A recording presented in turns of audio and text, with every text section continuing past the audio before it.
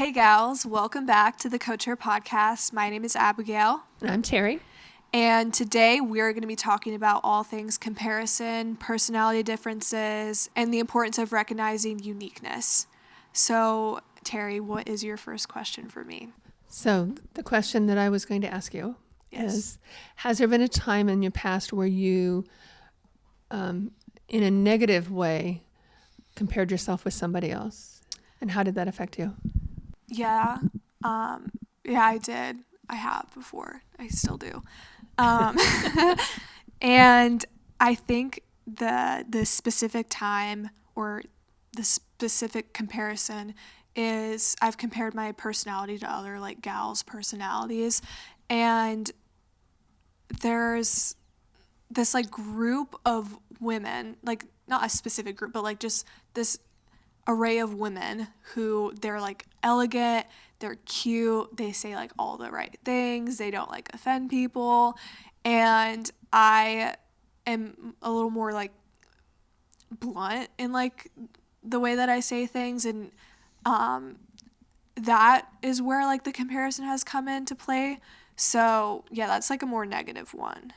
And what does that do for you then when you compare yourself like that and you think, I mean, do you feel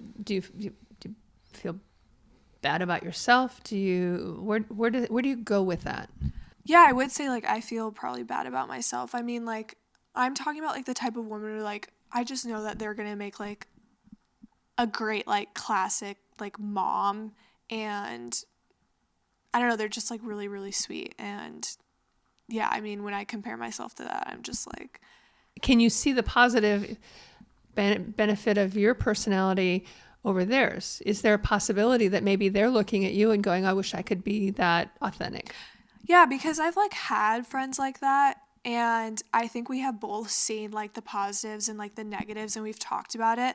Like one thing is my friends have really appreciated me because I will tell them exactly what I think, and like I will try to like help them like be kind and caring, but like also just like real like, hey, I think you were wrong in that moment. And like going back to like your question, I think the specific gals that I'm like talking about, I think that they like me because I don't take BS, and they've appreciated that. And I think the sweeter personalities have a harder time with that. Like they have a harder time maybe like confronting people, arguing back, and whatnot, and like defending themselves. And without knowing who what personalities are that you're talking about, I can see that. I mean, there are some people who are inauthentic in their sweetness, and there are some people who are pretty authentic in their in their kindness. And I think maybe there's something, if you've seen these women and thought, oh, there's something about them that I'm not, then I think the question is there something that you can learn from it? You don't want to become somebody inauthentic. Yeah. And yet maybe there's a kinder way to say some things that you can say, okay, I can work on that. Absolutely. Like I have noticed like the positive side for like them, like the sweetness and like the authenticity. Like I think being able to package what you say in a kinder way where it gets across as authentic and as sweet, like that's a huge positive because you're building relationships while also still having the power to be like real and tell the truth. Well, and I think one of the things that people don't realize too, and maybe this is something that would help you with that, is we can't, if we say something in a way that maybe it's true, but it triggers the other person's defensiveness, they're not going to hear the rest of what we have to say because their brain is now circling around defensiveness. And, and so sometimes it's like, okay, what's the kindest way I can say this, the least likely to trigger their defensiveness? Is there a way to do that and still be authentic? Because I think the key point is the authenticity. We don't want to say, yeah, that dress looks really good on you if it really doesn't, and they're going to go take it and wear it to, prom Homecoming, or yeah. homecoming or something like Yeah. that. You might say, well, okay, it's all right, but this, what about this over here? Yeah. And trying to help your friend to, it's like, you don't have to ignore the fact that your friend has spinach in her teeth, but find a kind way to tell it. Yeah. Yeah. And also, like, one of the things that I've also appreciated out there is that okay, so I see personalities more so not good or bad, but as positives, negatives, and neutrals. So, like, there's good and bad, like, oh, they've done something wrong. But then there's a positive where, because of their certain personality and the situation they were placed, it was a benefit to the people around them and to the situation. Well, because of different personality types, like, you could be placed in a situation where maybe you are more like blunt, authentic, whatever, in a group of people who are not, and you cause offense. And that's not because you were doing something bad necessarily, but because your personality did not fit in there. And like, one of the things I've realized is like, I've also compared myself to other women who have similar traits as me and who are going places because of it. Like, they've placed themselves in situations where their personality was a benefit to the mission that they were on, and they've grown like so much because of it. And so I've kind of tried to like stay away from comparing myself in a negative way, but comparing myself in a positive way. Like, how can I use this trait that I have to help build things around me and aim for a better path? Because I can spend all day, all week, all year, my entire life fighting myself. Like, why am I not able to be like able to present things like sweeter or kinder or whatever, and spend my entire life around areas or groups where that's not where that's super encouraged and that's the right way to go about things, when I could just place myself in an environment where it's a positive to be more blunt, be more authentic. Right. Well, and I think it's really important also to realize that comparing ourselves to each other, if we're doing it in a way that we're trying to, am I as good as them or am I not as good as them, that kind of thing. But realizing that every person is different. I mean, look at your fingers.